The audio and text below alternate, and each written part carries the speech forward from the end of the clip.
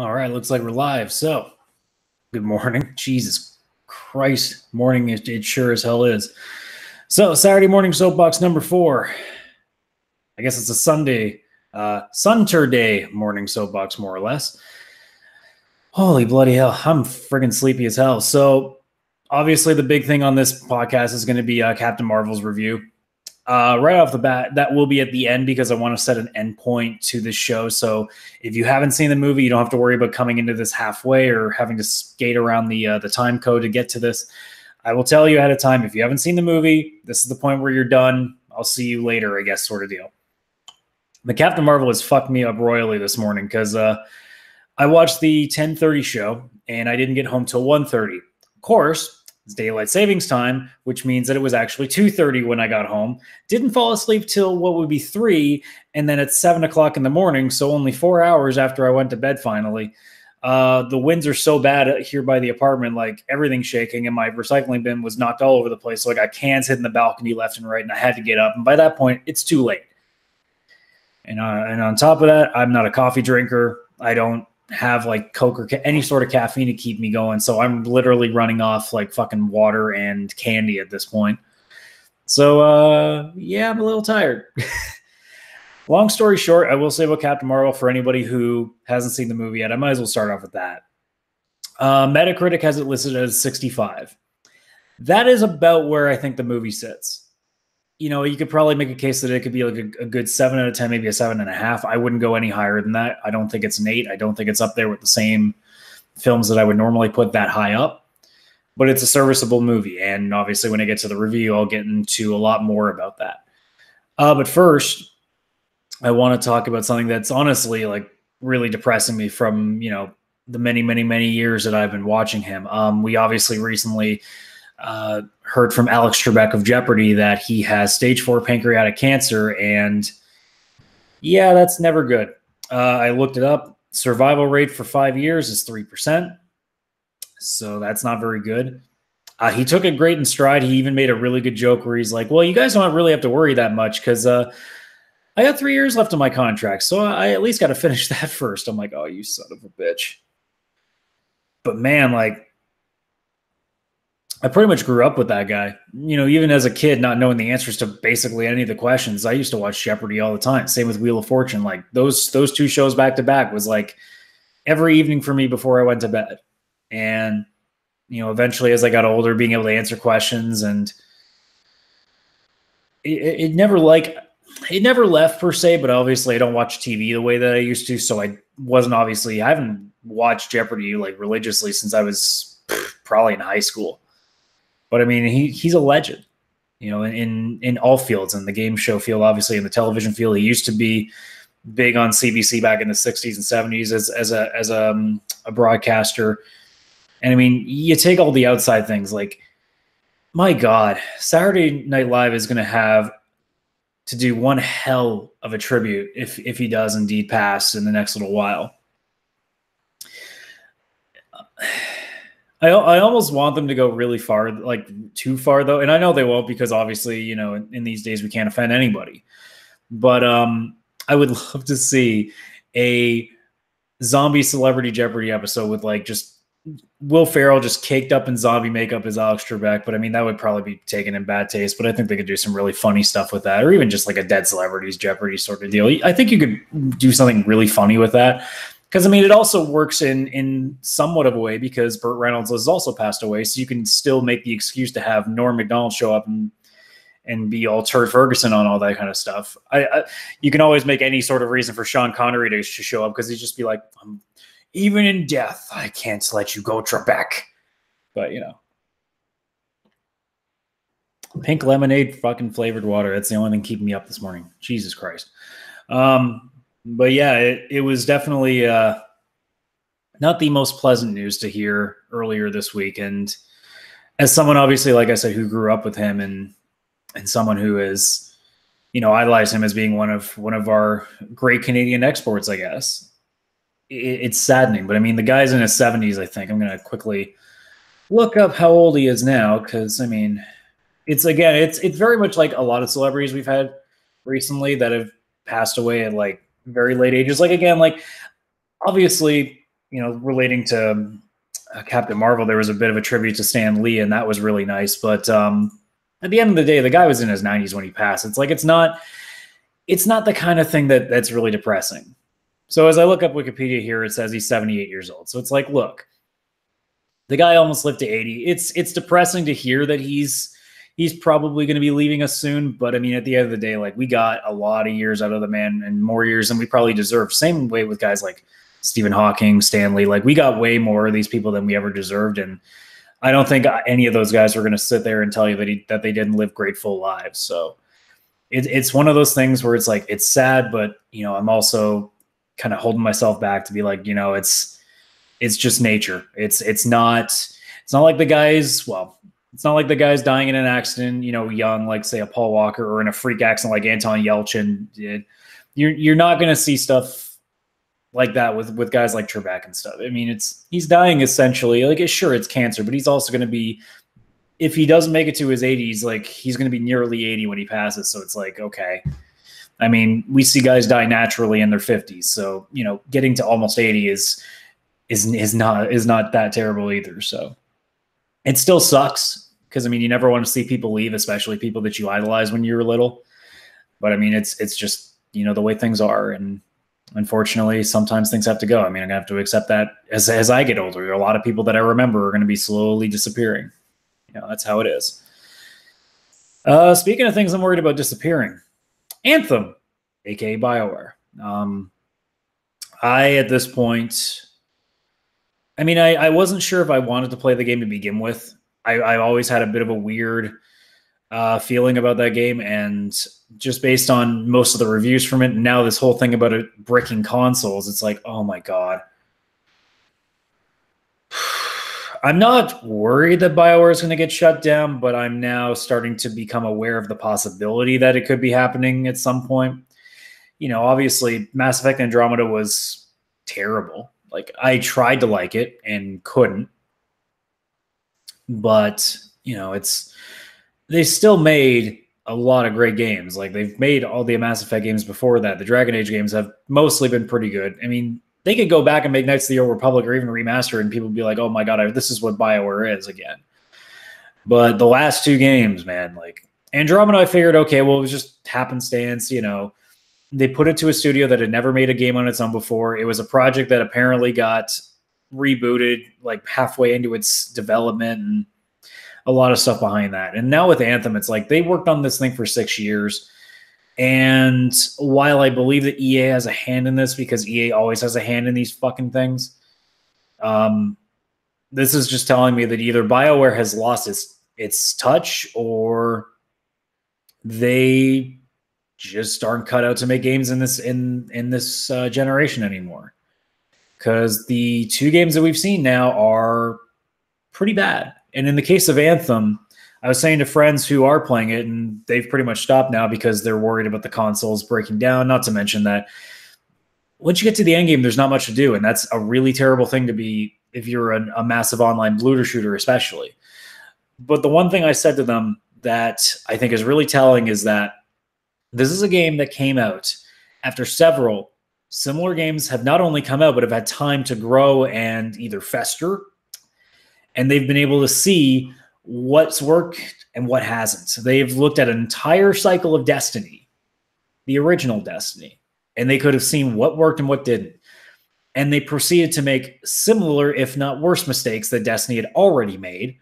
They've made the same mistakes that made people leave Division pretty quickly, aka the loot wasn't very unique. And on top of that, it's just a game that breaks. And also the fact that there's so many loading screens in that game. Like, I saw Angry Joe's review and saw like how he did a certain mission, and the loading screens for that mission took up more time than the mission itself. And you're thinking, what the fuck? 2019, and you're having loading screens as long as how it takes to get into Grand Theft Auto every single time you start it up? Like, what the hell is going on? But man, like, it's depressing. It's very depressing, because you want these things to be good. Like, I wanted BioWare to succeed again because I wanted people to get the stink off of Andromeda and go back to BioWare as being the company that I know that it is capable of being, because up until these last two games, they were legitimately my favorite company right now. And now I couldn't even tell you who my favorite is now because I don't really have a clue anymore. Maybe I just give it to Atlas on the basis they have Persona, so I can just be a little bit skewed on that one. But honestly, I don't know who to like anymore because everybody's making stupid mistakes now. And BioWare is just becoming another casualty of the EA machine. And quite frankly, this EA games as a service idea has obviously failed. I agree with what Colin Moriarty was saying on this topic, where it's just this whole idea that we're seeing with games now that are being released and then the roadmap is the thing you're supposed to look forward to. If that's the case, why are we paying full price? You know, if you want to have a games as a service sort of deal and have a bare bones game to start with and then work your way forward, then what you should be doing is charging half price. And then charging us as, if you really want to charge us eventually full price for the game, then say you've dropped new content in 2 months, charge us another $5, $10 for it. And then when the next one comes out, charge us $5, $10 for it. And then by the time we get 3 or 4 new floods of content in, then we're getting full price. And then on top of that, you'll still have, like, I'm not too held up on microtransactions anymore because obviously I have the self-control to do so. And if other people don't, that's their fucking problem, not mine. As much as I'm annoyed that costume packs can be $5, that, you know, you can go on MLB The Show 18 and pay fucking like $60, $70 for enough currency that I know I can make in a couple of days work through the auction house. Like, stuff like that, you know what? If you're falling for that stuff, that's your own goddamn fault. And I'm not gonna defend microtransactions in a way, but I'm not really going to suddenly say that they shouldn't exist because I mean they're allowed to do whatever they want. The difference is the consumer has to be able to discern whether they need to buy it or not. And in the case of Anthem, I've seen what some of the prices for some of the stuff is there, and I'm like, why the hell would I ever pay that kind of money for that? Like, that sounds pointless. And if there are people out there doing that, then that's not my problem. And I don't think that's an issue for gamers either, because if you are a gamer that doesn't necessarily need to spend $20 extra on a game that you've already paid full price for, then go ahead and do that. Because if we all do that, they're not going to fucking nickel and dime us the way that they do. I don't think it has anything to do with the microtransactions. It has to do with the players. It is our responsibility as consumers to be able to hold back on these things. In the same vein that I only pre-order like what, 1 or 2 games the entire year. I don't do what I used to do, whereas I would pre-order stuff all the time. Like, I remember in college, like, having at least 7, 8, almost 10 games pre-ordered every year because my brain was like, I need it now, I need it now, I need it now. I'm still waiting for Spider-Man to drop under $30 here because, you know, it's a game that I want to play, but it's not a game I need to go out of my way to play. Like, the only 2 games I'll probably play that I pre-ordered this year are Kingdom Hearts 3, and that technically doesn't even count because I've had that thing fucking pre-ordered for 4 years until I finally got it this year, and MLB 19. And the only reason I pre-order MLB 19 is because it's literally my time sink when I don't have anything else to do, because I play the Diamond Dynasty thing, which is like the ultimate team, except I put no money into it and still pretty much finish all the collections. It's a great thing for me because what that game does is I can use it as something to keep my pseudo OCD sort of mind there and wanting to finish things, you know, completionist ideology of finishing all the collections, and just me being the guy that sits there with an Excel spreadsheet, like looking at all the missions I have to do and trying to figure out how to finish them all. And it's also just a great game if I want to just pop in for an hour, just play a couple of games and then be done with. And then I can go back to whatever I'm doing that's really got my attention now. I'm also waiting for Yakuza 6 to drop in price to a point. I'm also just waiting for it to drop in price because honestly, I'm still waiting to play the other 3. You know, as soon as they pop out the remaster for 3, and I think 4 and 5, they're not going to do anything to, if I remember correctly. They aren't doing the Kiwami treatment for 3 because, I mean, these are now PS3 games. But I think they're HD remastering at least the 3rd one. I don't know. I can't remember what they said about the 4th and 5th because, I mean, they're new enough that they could probably not do anything to it and just quickly re-release it. But that's kind of where I'm at, where I'm just like, yeah, I'll eventually get to those. And I don't know necessarily if 6 is like like you need to play 3 to 5 to be able to play 6, but I'd rather do that because that's just how I am. I like to play things in order because at least then it gives me, you know, an ideal understanding of things. obviously they're like Kingdom Hearts 3, you could technically play without ever knowing anything about the story. And some stuff will confuse you, but I mean, the Disney worlds are still there. But yeah, like the consumer is really responsible for all these things. And Anthem, going back to it, because that's where this all started, that's kind of the whole point. I mean, at the end of the day, you guys made the mistake. If you bought Anthem, you bought it at launch, you pre-ordered, you bought a collector's edition, you spent a crap ton of money on a game that you were just hoping would be good. And we all should know by now that you should only be pre-ordering if you think it's a sure thing. And even if it's not going to be a sure thing, it's something that you'll enjoy regardless. There's a reason I didn't pre-order Anthem or Division 2, and there may now be a reason why I don't even buy either. I mean, looter shooters, for me personally, I'm just burnt out on. I put in like 1,500 hours into the first Destiny and another 500 into Destiny 2, and it's like, you throw 2,000 hours into anything, it's going to be pretty hard to want to keep doing that same formula over and over again. And I've tried to go back to Destiny 2 a couple of times, and it isn't working. And it could also be because, I may not be playing with everybody because everybody's branched off to do their own things. Like some people are playing Apex, some people are playing Anthem, some people are playing Fallout, some people are getting prepared for Division 2. There's a lot of things. And I think because of the void of people that I'm not playing with all the time now, I'm starting to go back to what I used to be into before I got into stuff like Destiny and other online games, is I'm going back to my single player epics. Right now I'm replaying Horizon as I wait for MLB 19. And I mean, games like Kingdom Hearts 3 were just amazing to me because I could just pick it up, not have to deal with anybody, and just go and not have to think about it. Obviously I'm waiting for Dragon Quest 11 to go down a little bit more in price so I can take a look at that, because I've never really been too big on Dragon Quest, so I don't want to just go in full price on these kind of games, even though it's a JRPG and I should like it. But there's stuff like that where it's just, I guess in a way I'm kind of going back to what I used to with single player games. And also I don't even play them on difficulties anymore. I don't play things on hard for sure. Hell, sometimes I don't play things on normal. Like I'm playing Horizon on easy right now, and a lot of that just has to do with time. I don't have as much time, obviously, being, a grown adult and having responsibilities to take care of, which is terrible. I wish I could go back to not having responsibilities. But it's at the point now that, like, I don't have the time to spend like hours upon hours learning every single system and playing it so that I can be strategically expert in every way and being able to beat things without, having to worry. I would rather just play, like I play Kingdom Hearts on easy, and I would rather just be able to just slash the shit out of things and win pretty easily. And I still struggled by the end. There are still some pretty difficult bosses. But realistically, it's like, I just don't have time to play games that are going to make me upset because I'm going to be getting knocked over all the time. Like I tried playing Bloodborne, couldn't do it. Tried playing Dark Souls, which everybody tells me is amazing, couldn't do it. It's just a matter of that. I don't have the same level of patience and the same level of, I guess, getting back up and going forward again as I did when I was a kid, where I didn't have that many games, so I had to make use of what I had.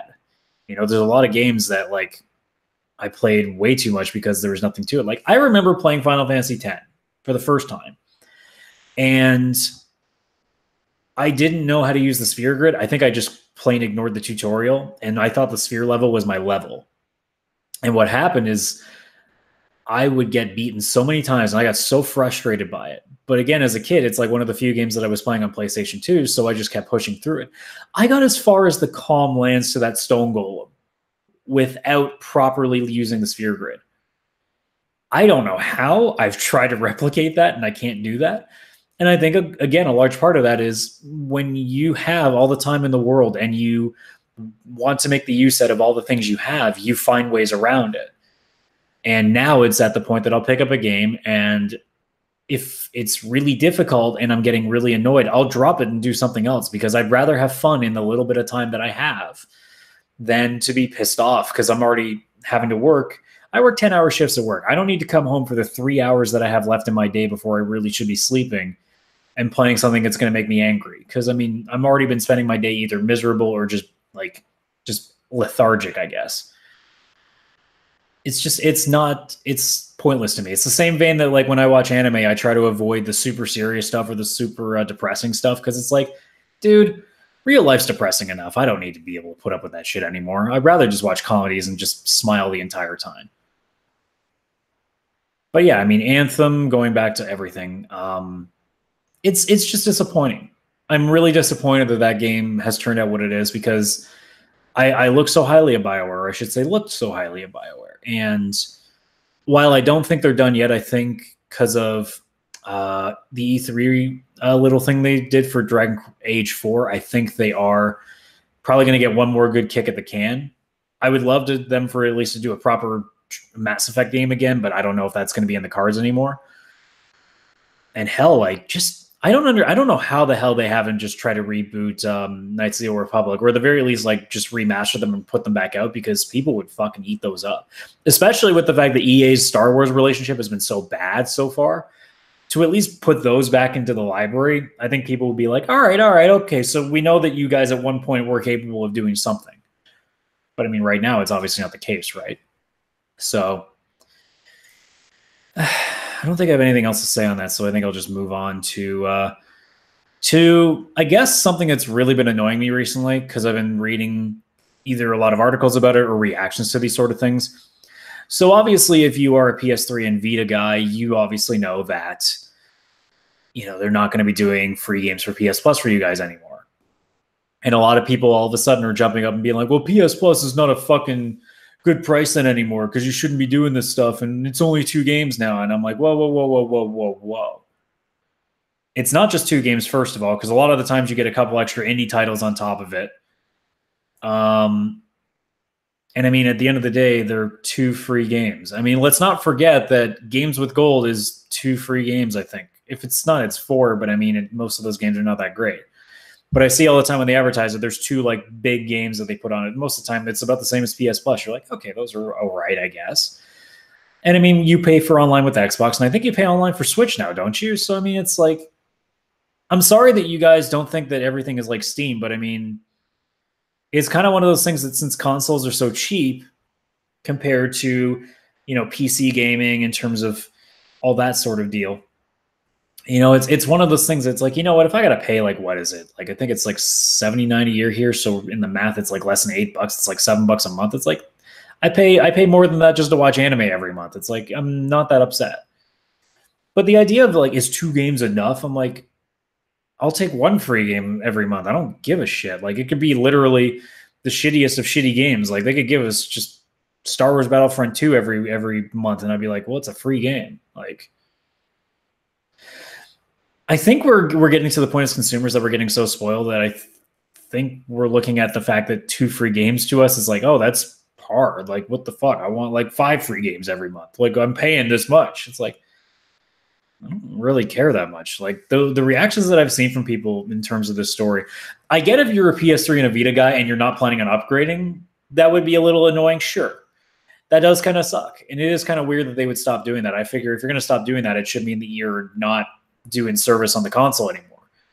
But if you're just going to not have the service on, like, again, I don't understand why you can't just keep a rotation going. I think that's weird that they're not doing it anymore, but I mean, it's their choice. And I mean, you have the right to be pissed there. But in terms of the guys that have PS4 and are complaining that, oh, it's only 2 games, like, shut up. Like, come on, man.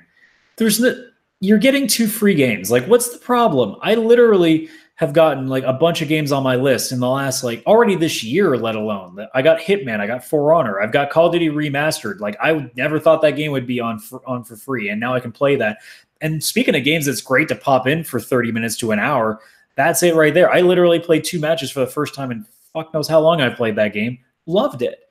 And I can go there, play a couple matches, and be like, all right, I'm good. I can go back and do something else crazy. And then when I'm not sure what I want to do, I'll just pop into that again and play another couple matches. And again, people are like, but it's not enough. I'm like, why? Are we really going to live in an age, and I hate using this word, but are we really going to be this entitled? Like, our level of patience. I'm sorry that I guess you can't find ways to use your time apart from just sitting on your PlayStation all the time. I mean, I guess I can't believe I'm saying that as the guy who used to play his Xbox 360 for 14 hours in a row when Mass Effect 2 came out. But I mean, like, we're at an age that we have so many options that there's no reason that you are so bored that you're mad that you're only getting 2 free games. And even if it's a time thing, even if it's a boredom thing, like, or hell, even if it's a consumer thing, it's like, you don't get to say that 2 free games every month, especially when one of them's usually like a big name game. You don't get to say that, oh, that's not enough, because they're games that way back when I was a kid playing Sega Genesis, Super Nintendo, Nintendo 64, even PlayStation 2, Xbox 360 for the longest time didn't have it. But like all these systems before, there weren't free games, and hell, even in the SNES era, games were a lot more expensive than they are now.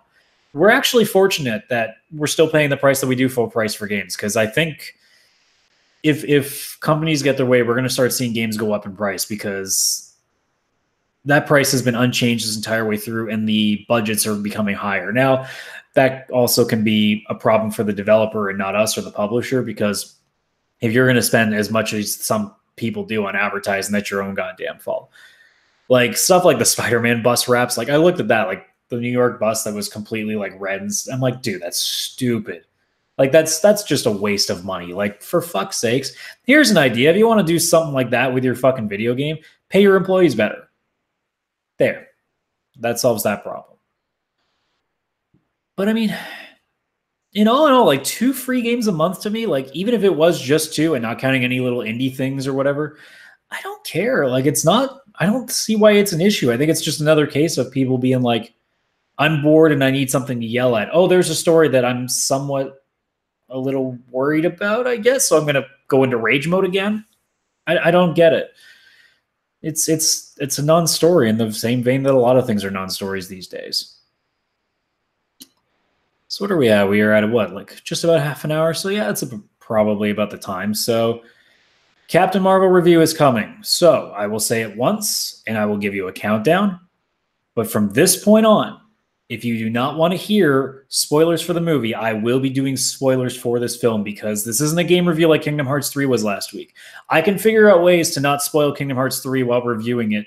I can't do that with Captain Marvel. It's an hour-and-a-half film. I'm going to need to tell you the things that I didn't like about it and the things that I liked about it, because they're going to be spoiler related. So, one more time. This is spoiler time. If you don't want spoilers, you need to wait. Pause this, exit it, save it to your watch later stuff. I don't care. But get out. 5, 4, 3, 2, 1. My fingers are terrible, but I'm double jointed, so I couldn't do it properly. But long story short, like I said, Metacritic has it at a 65. That's about where I put it. I think at best I give it a 7. I gave Wonder Woman like the best 8 out of, or it was either the best 7 out of 10 I've ever watched or the best 8 out of 10. And it's kind of in a similar vein. I liked Wonder Woman as a fun movie, but when you start to look at it from a critic sort of idea, it falls apart.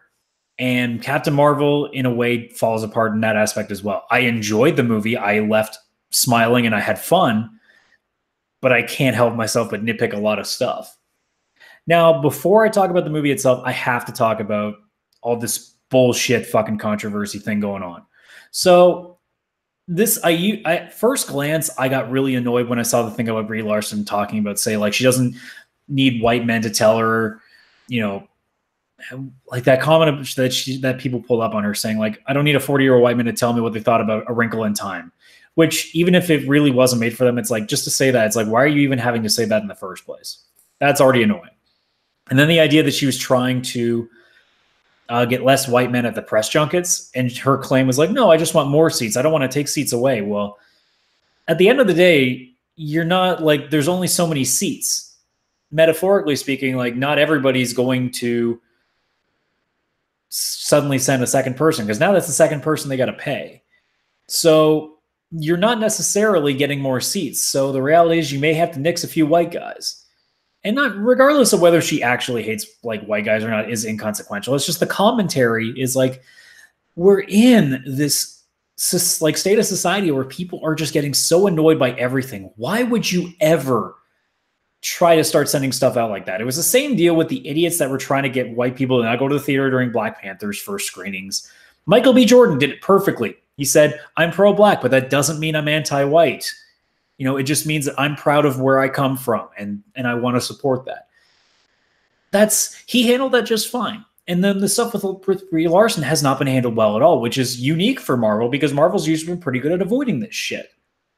So going into this film, I've had to listen to so much fucking diatribe because people, again, like I said last week, can't help but open their fucking mouth and not stop. And just like Black Panther, because it was the same way, I walked into Captain Marvel already with an opinion that this better be fucking good because I am already annoyed that I have to go see this movie now with all the stuff surrounding it. Thankfully, I left very similar to Black Panther where I'm like, okay, the movie was fine. Everything was good. I'm still happy. Good. At least I'm not cringing my ass off. I cringed my ass off more in this movie than I did with Black Panther, which I didn't think was possible after the Black Panther movie having, guys like doing the fucking like barking at or I can't remember, howling or whatever they were doing at the white guys or whatever when they were trying to speak or whatever. I'm like, ooh. But I'll get the cringy stuff out of the way.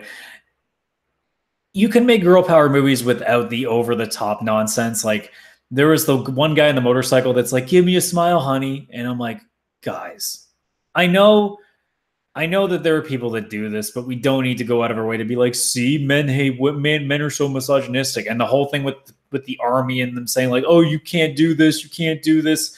The whole thing too, that the end villain ended up being where he's like, you need to keep your emotions in check. Your emotions will get the best of you. Cause again, women are emotional. It didn't need all that. You can do, like I've said before, you can do girl power without having to be so fucking like cringy about it, I guess.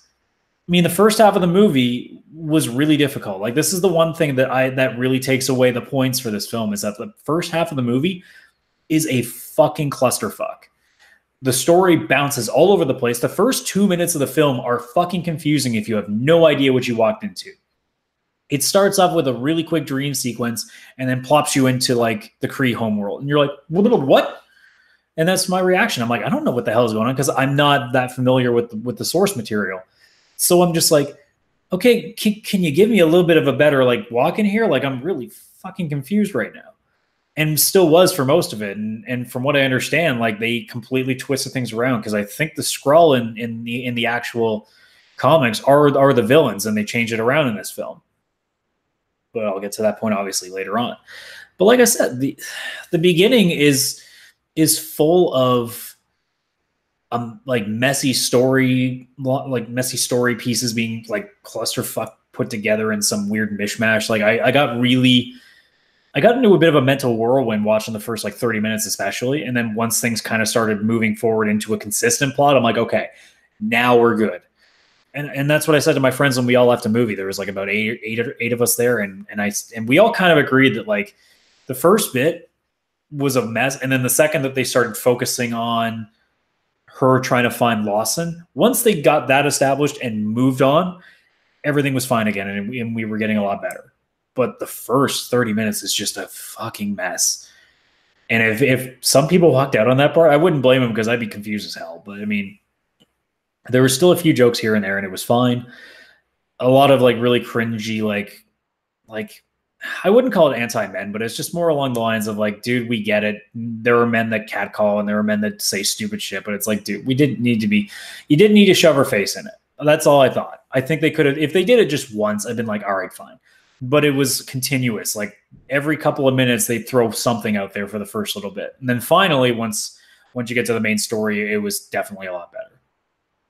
So on to that side of things, it was fun.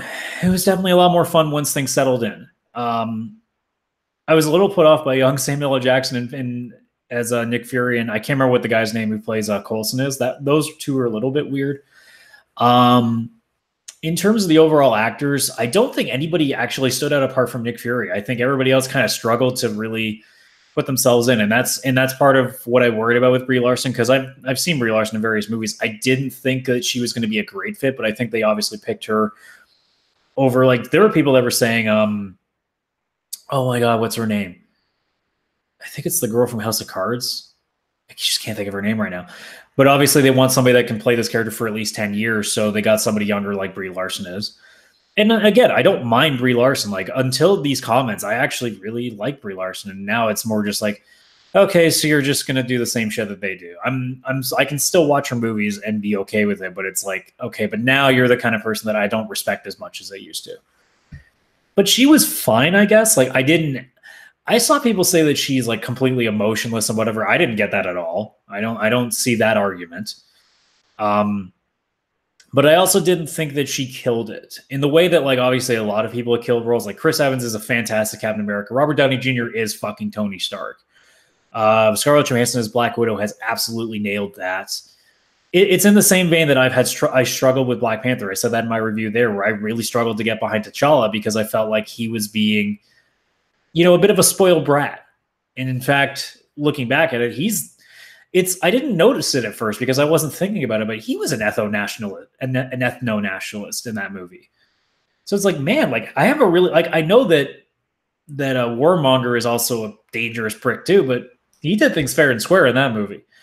So in Captain Marvel's case, it's like, okay, like she was okay. Like I didn't hate her as Captain Marvel, but it was more along the lines of like, but I'm not loving you in the same way that a lot of the top tier characters are. Like, she's not at the level of Cap or Iron Man or Loki or Thor or Black Widow or Nick Fury. Hell, even Jeremy Renner is a fantastic Hawkeye. Like, there's a lot of these characters that are doing so much better, and she's just passable. Like I wouldn't sit there and say she's even a good Captain Marvel because I can also say that I don't really know necessarily what a good Captain Marvel is because I don't know the subject matter. But as a film screen presence, wasn't that great. Like it was just average. So, and I think that's partially why the 7 out of 10 rating is as high as I could ever give, because the movie in itself has a lot of average acting in this one. It really does rely on, I guess it's mysterious sort of storyline with the Skrulls, because you don't know who's what, you don't know who's the bad. Like literally until the very end of the movie, I wasn't even convinced that even after they show the Skrull getting to the lab and showing the families and like all the stowaways, I still sat there and be like, but is this still a trick? Because I got the feeling, and obviously with knowing more about the comics now, like I had the feeling, I'm like, I think there's still something going on here. I think there's still some deception. And because I was right in thinking that the Kree were the good people in this thing. So at least in that front, it kept things nice and interesting. Because I mean, I'm still sitting there trying to guess like what's going on.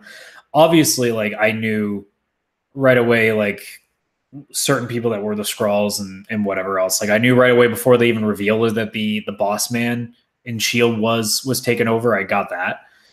I actually was wondering if the black one, I'm trying to remember what her name was. Was it Maria? I think it was Maria.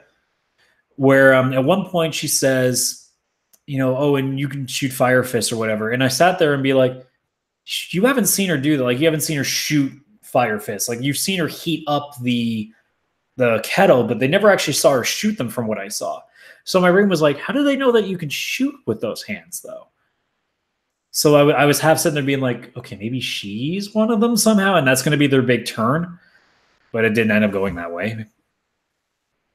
I still like the theory that MatPat threw forward that maybe there's a Skrull within the Avengers and pointing out War Machine as that, because normally he shouldn't have been able to survive that kind of a fall sort of deal and stuff like that. It's an interesting video. I mean, obviously most of those are just conjecture and usually don't end up being anything, but I thought that was such an interesting part of it. But the Skrulls overall, I didn't mind. Actually, I really ended up liking the I think it's the general that he was, Talos or Talos. I thought he was really funny by the end of it. I enjoyed him. Like I said, Nick Jackson. Jesus Christ, what am I going back to wrestling with the Young Bucks? No, Samuel L. Jackson as Nick Fury was probably the shining star, but it's Samuel L. Jackson. It's going to be hard for him not to shine, especially because of the cat or whatever. I can't remember what they called it. It sounded like, I think like Furrican or something, or Furrican. I don't remember what the bloody hell it was. But everybody obviously was talking about how the cat was stealing the show. And do I think the cat was stealing the show? I mean, not until the end. Definitely not until the end. But speaking of the cat, how is that the reason that Nick Fury lost his eye? I literally went really in the theater, and like the guys are like, "What?" I'm like, "We've been told for the longest time, like it's like he doesn't trust people because of his eye, and you're going to use that as a joke." Yeesh, I don't know how I feel about that, especially because they kept teasing it. Like obviously the accident nearly fucked up his eye, and that kind of like they kept sort of teasing it in the same vein that like you see the one episode of South Park where like Kenny just keeps like surviving for a little bit longer and longer, and people are like, "God damn it!" It's just one of those things where I'm like, I heard that that he does lose his eye in this, so we see how that happens, and I'm like, okay, and they keep teasing, and then when Goose just claws it, I'm like, really, why did that have to be it? But I mean, it is what it is. It's not a point detractor, but it's more just like, oh, come on, guys, you could have done something so much more interesting with that. Like you could have just had him defending people, like defending the Skrulls from like a shot, and he just gets like smacked in the eye or something, or gets like a shot in the eye, or like it grazes him and like just goes like right over his eye or something. I don't know. You could have done something with it that could have been a little more heroic to make him look badass. And instead they turn it into a giant joke. And I'm like, I don't know how I feel about that. But in terms of the story is a mess, honestly. And I don't know if that's literally the origin story with tweaks, but I mean, even as it started wrapping up, I'm just like, okay, this is just very, very like cliche, over the top, and formulaic. And then at the same time, they're still like going all over the place with it. It felt very rushed. Like like I said earlier, the first 30 minutes were just all over the place. Like I felt like they were trying to really rush this because they're trying to push this so quickly to an end game.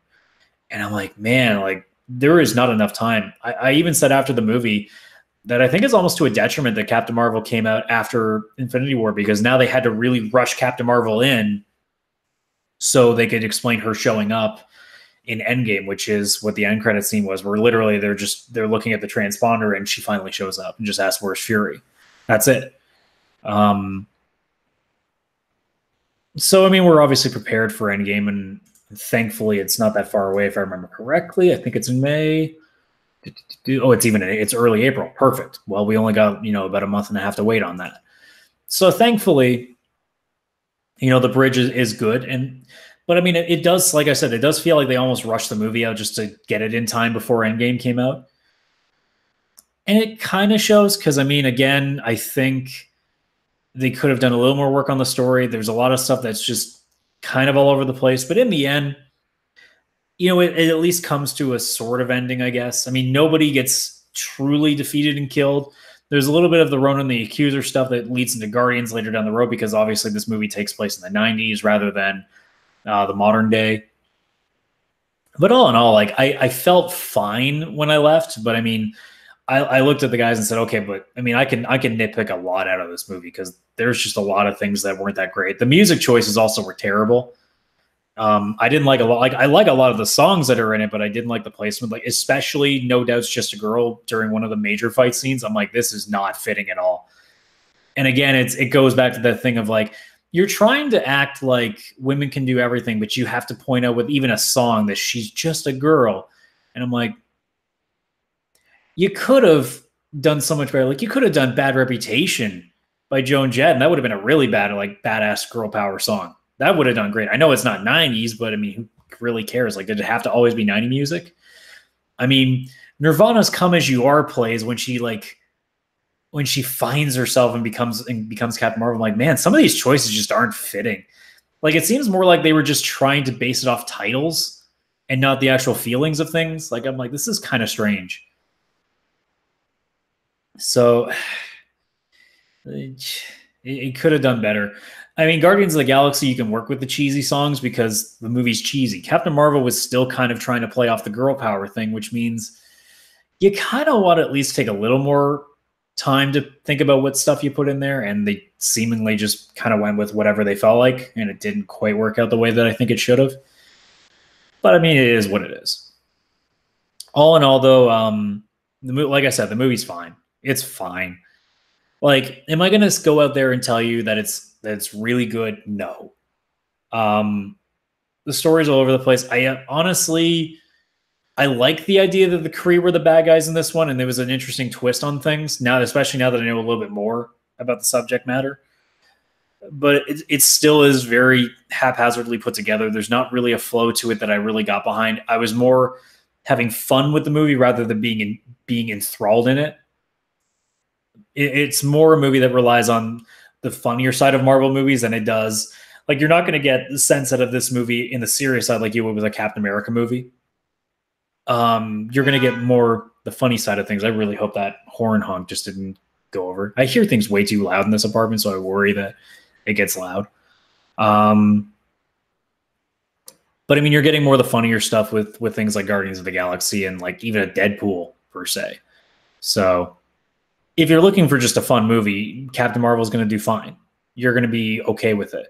If you're looking though for a movie that's going to be up there with the echelons of really good movies like the Captain Americas and Avengers and Thor Ragnarok and stuff like that, no, I don't even think it's the top 10. Like, I'm trying to remember what my list was way back when. I don't have it pulled up, but I mean, I would probably put it somewhere in the middle, maybe even lower than that. It's not a, I even have trouble saying that it was good. Like I said, I think it's just okay. I think you can make a case that good is like its ceiling. Obviously, there are people that think it's great. I don't really have a problem with it. It's just personally, there's a lot that I have to nitpick. And again, this score has nothing even to do with the cringy fucking catcalling stuff in earlier on in the movie. It's literally the fact that I didn't get attached to any of the characters apart from Fury, which doesn't count. Nobody really truly shines in that movie. The story's a bit of a mix. Like I said, the music choices are weird, so it kind of took away from certain points. Like the big fight scene, it literally wasn't that interesting now because of the No Doubt song playing in the background. That really killed it for me. It legitimately did. It's just a movie that does a lot of things wrong while still being a fun movie. Like, I'm probably going to go see Alita Battle Angel if I can still catch it before it gets knocked out of theaters. And it'll probably be the same way. Like, I'll enjoy it, but I'm probably going to sit back and be like, well, there's a lot wrong with it. Because I hear that a lot of people saying the same things about that movie, where they're saying it's fun. Like, I enjoyed it, but the story's a real mess.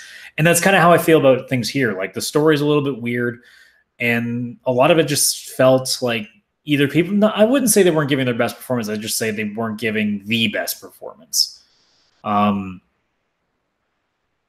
I think Brie Larson will be fine. Obviously, when we get to Endgame, we'll really see how it goes.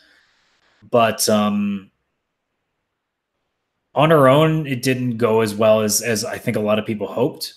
And hopefully with her being able to bounce off of characters in Avengers, that it'll be a little bit better.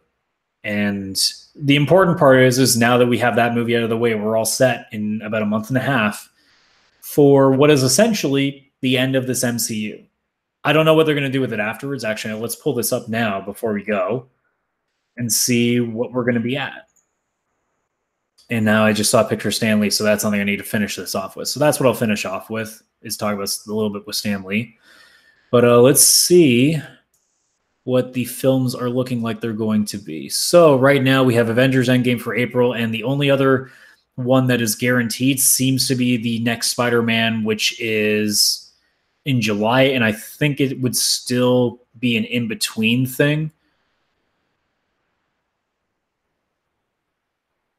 Well, it says after the events of Endgame, so I guess that spoils it a little bit that, well, Spider-Man's coming back. I mean, I figured that was going to be the case, but I mean, it's a little weird that they would have revealed that. I'm going to quickly just click on the list of cinematic films to see if they show the ones that are in pre-production, if that helps me. I don't think they have anything listed, though, because originally Guardians was listed, and it just hasn't been. So I'm not seeing anything beyond it, I think. So it looks like at this point, the only guarantee we have after Endgame is Captain Marvel, or not Captain Marvel, Spider-Man Far From Home. Originally, there was, like I said, a Guardians 3 was planned. I think after the whole thing with James Gunn, they kind of put a kibosh to that, at least for the time being. And at this point, I don't know. Like, personally, I would want them to kind of take a break from things. Like, I don't know who's staying back from the Avengers cast. I don't know if any of them are staying back, apart from obviously Tom Holland and Brie Larson. I don't know if Chris Evans is staying. I don't know if Chris Hemsworth is staying. I'm pretty sure Robert Downey Jr.'s like, I'm convinced that Tony Stark is dying in Endgame. I'm convinced. Like, I can't be put off this. I'm positive it's going to happen. So he won't be back. I don't know about Mark Ruffalo. I don't know about Scarlett Johansson. I don't even know about Samuel L. Jackson, because I mean, Samuel L. Jackson's getting up there in age too. He's probably going to want to, eventually, vacation for a little bit, take that trip to Tahiti. I don't know. At this point, it's more just waiting to see what happens. I hope that they do, or that I hope that they don't, like, just immediately go, okay, well, here's the new Cap, here's the new Iron Man. I don't want them to do that. I would rather they take like a 5 minute, or not 5 minutes. Oh God, 5 year like hiatus of like the major characters. If they want to establish like smaller guys and do that, cool. If they want to start like working towards, now that Disney owns Fox, getting the X-Men and putting them back into things. Like, I'm not saying have the entire X-Men, but obviously Wolverine, like getting a new Wolverine and establishing that. Or if they don't want to do Wolverine, because I mean, obviously spoiler, he's dead after the end of Logan, and we're going into the new ones. I think they're still planning on making a new X-Men for all the new heroes. I know they're still doing Dark Phoenix, but I think they are supposed to be doing another movie that's all the characters from the end of Logan that are going to be like the new X-Men sort of deal. But I mean, at this point, it could be anything. Like the Fantastic Four could finally make a proper comeback. Who knows? But it's been such a long journey that it's going to be weird when it's over. It's probably going to be my main reaction when we get to the Soapbox after Endgame, where I'm going to be sitting there being like, I don't know what to feel anymore, because this entire journey has been so good and it's about to end. It's going to be a very weird feeling. But last thing I guess I'm going to say is Stan Lee. They did a great tribute. They did two, actually. The Marvel logo didn't have any of the usual animations. It was all Stan Lee stuff. And just ended with "Thank you, Stan." And that got a standing ovation in the theater. That was really cool. But the one that really got me, and I heard that Kevin Smith just bawled after this part. He still had his cameo in this movie, and it might be the last cameo. I don't know if he has a cameo in Endgame. I don't know if they did that. I don't even know what they did with Far From Home. So who knows? This may have been the last cameo. I haven't looked into it. But he's on a train and he's going over his lines for his Mallrats appearance. Which, oh my God, what a great tribute. And I think Kevin Smith would have just smiled if he was still alive. But now that Stan Lee's gone, oh my God, the value on that is so much heavier. Man. I don't think a lot of people really caught that. I think the people who knew how, like, that's the thing. You either didn't know you didn't get that, or you were like, oh my God. And man, I can't imagine what Kevin Smith was probably like going through his head the second that happened. He was probably just like, oh. But man, it's even though he was in his 90s when he passed, it's when you idolize somebody that much, when you love somebody that much, it sucks regardless. It's like what I said with Trebek. When Trebek eventually goes, assuming that he's going to be going soon because of his pancreatic cancer, it's going to suck. Like, I'm going to feel terrible. But at least with guys like them, at least especially with Stan, my God, like, we got so much more than we ever could have deserved out of that man. You know, the guy could have just as easily 30 years ago just said, I'm done. I'm going to retire and you're never going to see me again. And instead, he still would go to conventions all the time, meet with fans. Nicest guy from what I hear. Like, the guy's a fucking treasure. He literally is one of our national treasures. And no matter how you slice it, it sucks to see him go. And if this was the last time we see him, that's a hell of a cameo to go on. It also puts that thing of being left alone. I think, was it Guardians of the Galaxy where he was talking with a bunch of guys on the moon and they left him? You know, it brings new meaning to that as well. And yeah, it's gonna be weird the first movie we see without him. It really is. I don't know how I'll feel about that. I don't know if I really can say much more to that. So I think that's gonna do it. Another episode of the Soapbox in the can. Oh, I'm all sad now. I need to go watch. I need to go watch some funny anime now to get over this. But either way, I guess I do need to say this though. The Captain Marvel controversies and stuff, like two Marvel movies now, I've had to go in not happy because of all the stupidity. And this isn't even the Black Panther one was strictly to one side of the equation. This side, it's both, because I'm like, man, it's like what I said last week, where I think people just really need to relax. And it was very similar with this. And then when I left the movie, I had the same reaction. I was like, well, that wasn't that bad. Why is everybody fucking getting so upset with all these things? It goes back to what I said last week, where I'm just like, as a gamer, I just want to go back and play video games. As a guy who goes to films, I just want to go see movies and be happy. I'm so tired of all this bitching back and forth from people. It needs to stop, because it's seeping into the things that we love the most. I should never be going into a Marvel movie with a negative opinion up before things. That's DC's job. Marvel, it shouldn't be. So again, like, I don't know if this will come up again, but for fuck's sakes, guys. Bree, you need to just, I don't care what your context is for the comments that you made. You should know better that even saying things like that will make people upset. Because in the same vein, if somebody had said that, I don't like, if it was a movie that was meant for dudes only, like it was a total man movie, and somebody said, I don't need a black woman to tell, like you know what, I won't even go with the race thing, because I mean that's a whole nother conversation. But it's like, I don't need a 40-year-old white woman to tell me what they think about that movie because it wasn't made for them. You guys would pitch a fit. Let's not kid ourselves. And the whole idea, like, even let's say that you wanted to kind of take away the white guy narrative on things.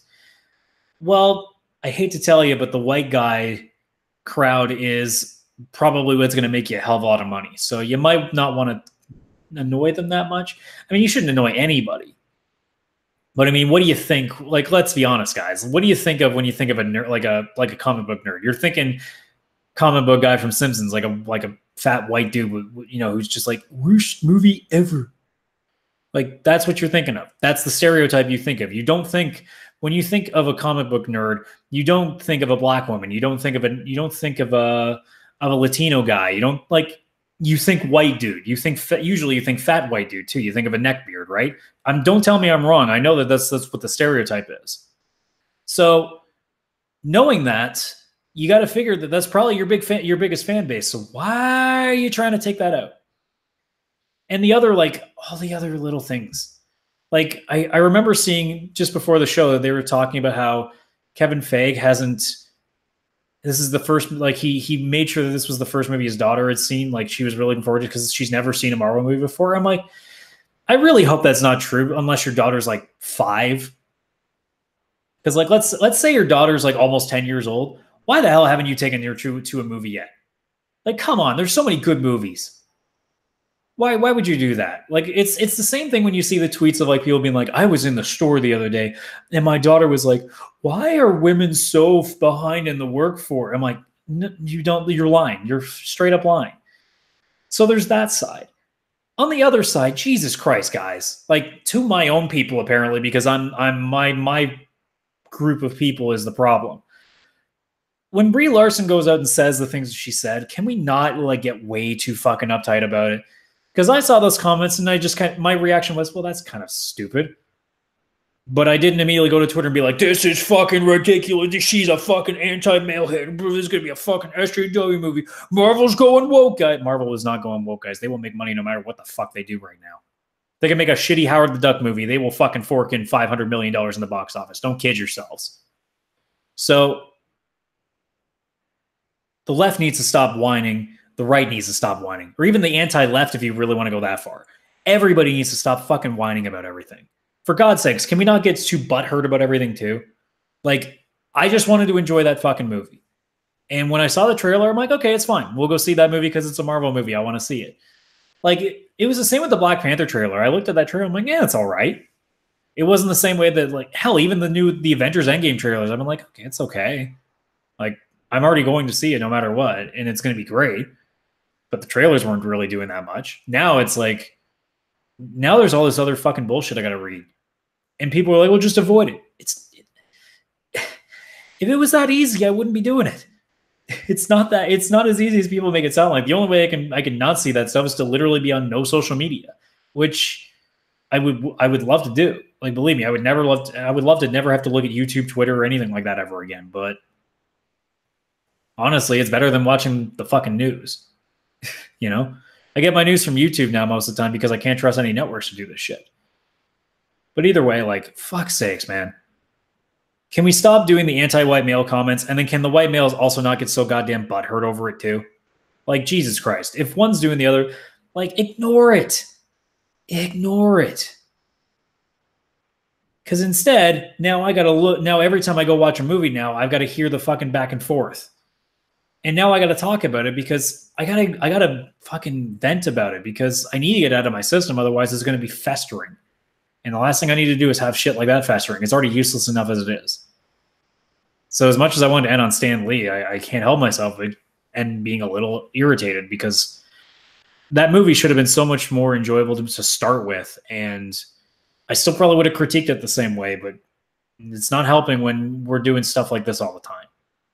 So like I said last week, let's chill the fuck out a little bit, shall we? The next time a Marvel movie comes out and somebody makes an off comment, just be like, all right, well, that's fucking your stupid opinion. That's all I'm going to do. So whatever. Thanks for watching, guys. All like probably zero you. I don't even see in the nobody entered in the chat. Only like 4 people watched the first one, which again, I don't really care regardless, you know. If I get to 100 views in a year, I'm happy with that. Like, again, this is just a venting thing. This is just for funs. And yeah, there's really all that needs to be said there. So final thoughts, go see Captain Marvel. Don't be an idiot who's not going to see it because of the fucking SJW shit. Like, come on, guys. Come on. If it was really that bad, it's okay. Let me put it to you this way. It's not the new Ghostbusters. So you're good. You're good. Good day, sir. Go see it. Don't be a bitch. Just go see the fucking movie. You were going to see it anyway because it falls into Endgame. Just go see it. It'll be fine. You'll enjoy it. Just relax. Relax. So, like and subscribe if you enjoy this kind of stuff. You can also follow me at askcsradical on Twitter and the blog page if you want to see any of my written stuff, which is sporadic as it may be. You can go to askcsradical.com, where I will also post this video anyway. Hopefully not 2 days late like I did last time. Sorry, guys. But with that being said, fucking daylight savings time. Enjoy the rest of your weekend. And hopefully I won't have to change this. So I think with any movies, if I go to review them, because I usually watch them the Saturday nights. If that's the case again, then I'll keep pushing the Soapbox to Sundays to make sense of it. But hopefully I'll see you next Saturday morning like I'm fucking supposed to, because it only took 2 weeks for me to screw this up. So one more time, because again, I'm always terrible at any of these things. Thanks a lot for watching. See you next time.